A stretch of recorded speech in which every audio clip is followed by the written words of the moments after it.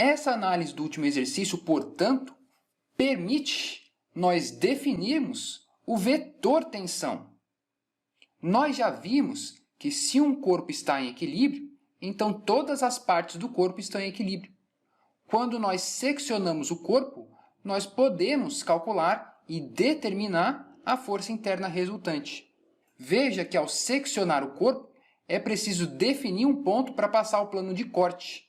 E nós precisamos definir também a orientação desse plano de corte, isto é, a orientação do versor normal N.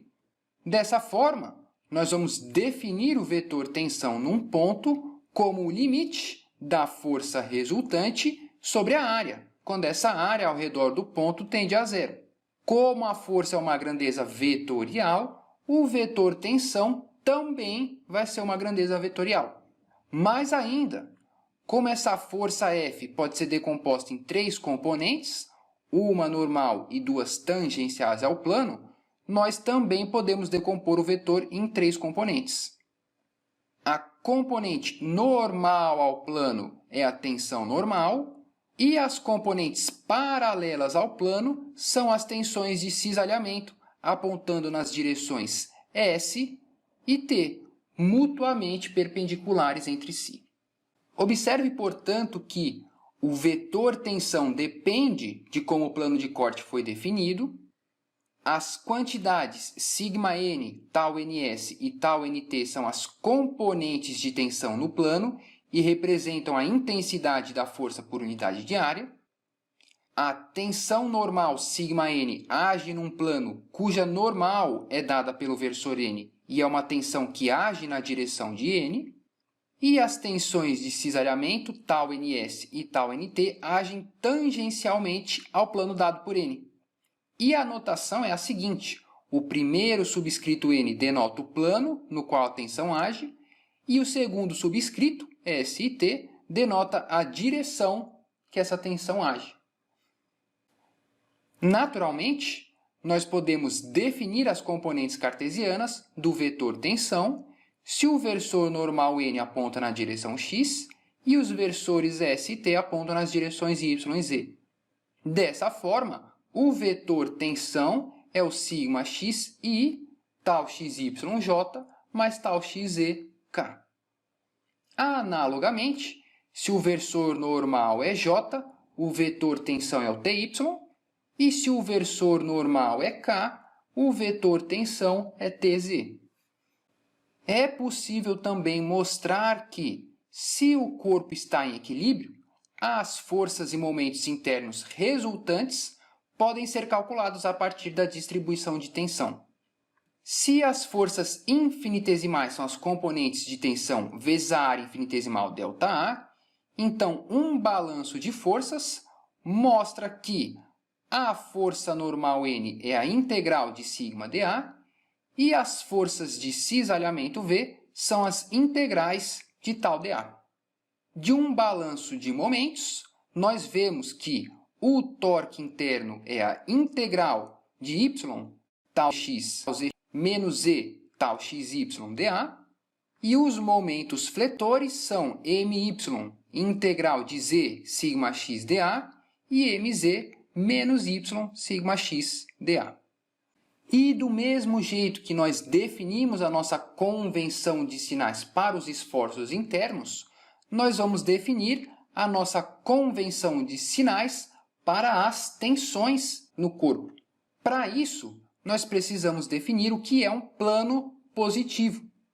Um plano é positivo se sua normal aponta na direção positiva da coordenada e, portanto, uma tensão é positiva se age numa face positiva e está na direção positiva da coordenada, ou então, se age numa face negativa e está na direção negativa da coordenada.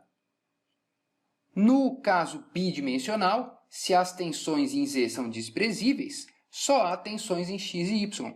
Então, a nossa convenção de sinais para um estado plano de tensões, nós podemos representar dessa maneira.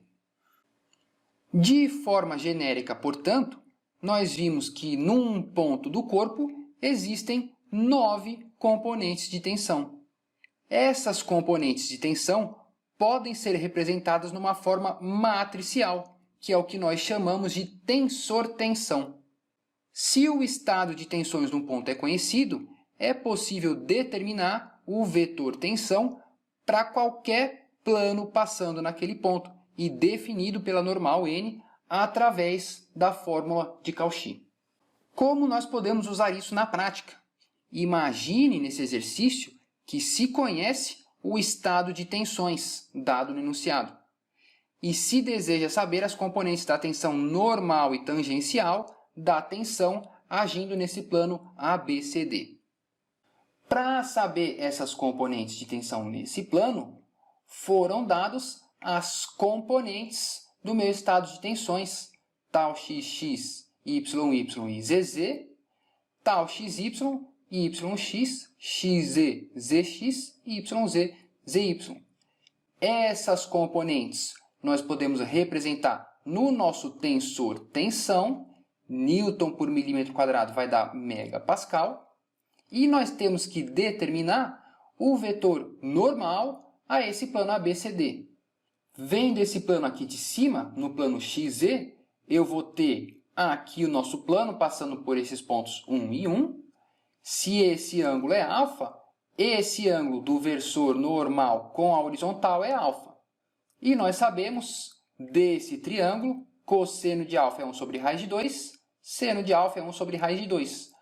O versor normal, portanto, n é cosseno de alfa, 0 seno de alfa. É 1 sobre raiz de 2, 1, 0, 1. Conheço o tensor tensão, conheço o versor normal dessa superfície. Posso determinar o vetor tensão nessa superfície usando a fórmula de Cauchy. Eu vou ter o meu vetor tensão, é o tensor tensão multiplicado pelo versor n. Então, eu vou ter o meu vetor tensão, 49,5 menos 3,53, 91,9 megapascal. Como nós podemos determinar as componentes normal e tangencial do vetor tensão? Lembrando da geometria analítica, se nós temos um vetor t e uma direção dado pelo versor n, a componente normal desse vetor é dado pelo produto escalar t escalar n na direção n. E da soma de vetores, se t é a normal mais a tangencial, a componente tangencial é o t menos a normal. Portanto, o vetor normal é esse produto escalar na direção n, vai dar o 100 n, ou em termos de componentes, 70,7, 70,7 megapascal. E o vetor tangencial é o t menos tn, menos 21,2, menos 3,53, 21,2 megapascal. Definir meus vetores tensão normal e tensão de cisalhamento. Isso mostra para a gente que nesse plano ABCD age uma tensão normal de 100 megapascal e uma tensão de cisalhamento de módulo 30 megapascal.